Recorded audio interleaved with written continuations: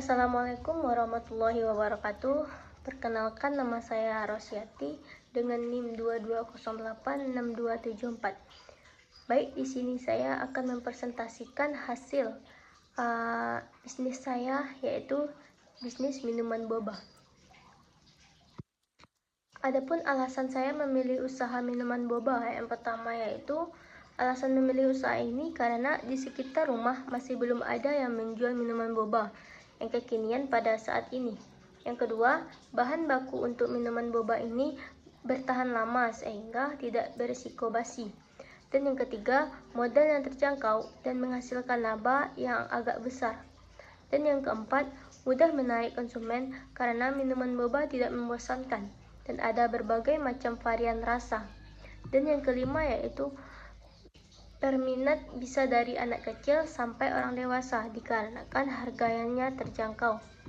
Adapun visi, misi dan strategi dalam penjualan saya.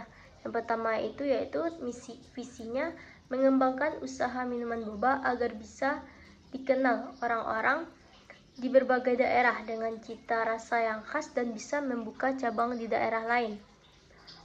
Adapun misi, yang pertama menjaga cita rasa khas minuman boba, yang kedua menciptakan menu baru agar tidak bosan, dan yang ketiga mempromosikan di media sosial agar bisa dijangkau banyak orang.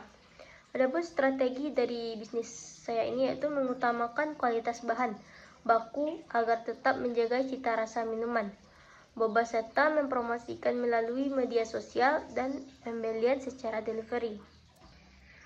Selanjutnya ada besar pasar dan angka pasar. Besar pasar adalah seberapa banyak calon pelanggan yang tertarik untuk melakukan transaksi dengan Anda. Calon pelanggan kurang lebih bisa didapatkan sekitar 50-300 orang. Angka pasar adalah seberapa banyak orang yang berhasil Anda dapatkan sebagaikan pelanggan Anda. Angka pasar yang didapatkan sekitar 200 orang. Dikarenakan lokasi penjualan yang strategis, dekat, dan penjualan secara delivery melalui aplikasi online. Adapun analisis TOWS. Pengertian analisis TOWS adalah sebuah analisis yang mengutamakan mempelajari dan menyelidiki apa saja peluang faktor eksternal atau disebut juga dengan karena dirasa bersifat menjadi saingan. Baru menganalisis faktor internal. Yang pertama ada threat atau ancaman. Tingginya daya saing antar usaha di sekitar lokasi yang harganya lebih murah dari usaha saya. Dan yang kedua opportunities atau peluang. Cuaca yang mendukung sehingga masyarakat yang konsumtif dan banyak peminat di berbagai kalangan usia.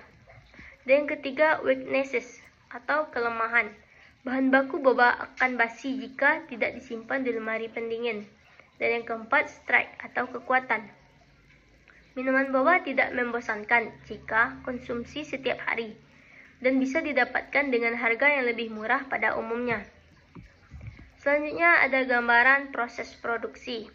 Adapun bahan-bahan dari minuman boba produksi ini yaitu pertama bubuk minuman, susu kental manis, air putih, boba yang sudah masak, gula cair, es batu, dan juga susu fresh milk.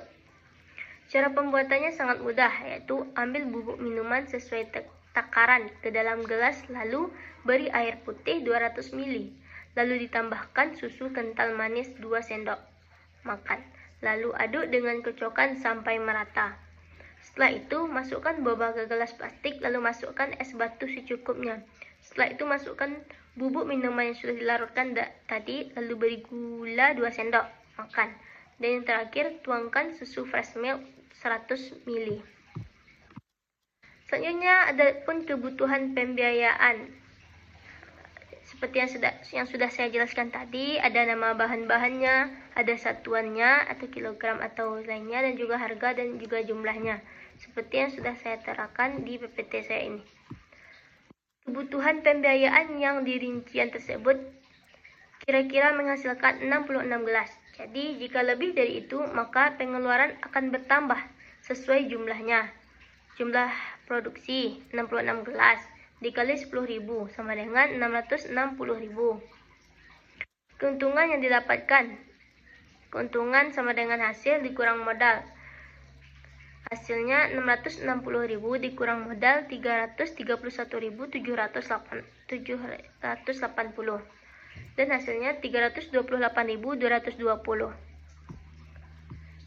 Adapun cara penjualan produk ini sangat mudah, yaitu cara penjualan produk usaha minuman boba ini dengan membuka stand dan penjualan melalui aplikasi online. Untuk mempromosikan biasanya melalui media sosial seperti WhatsApp, Facebook, dan Instagram. Baik, mungkin sekian dari presentasi bisnis yang saya buat pada kali ini. Jika ada kata saya yang salah, mohon dimaafkan. Saya akhiri. Assalamualaikum warahmatullahi wabarakatuh.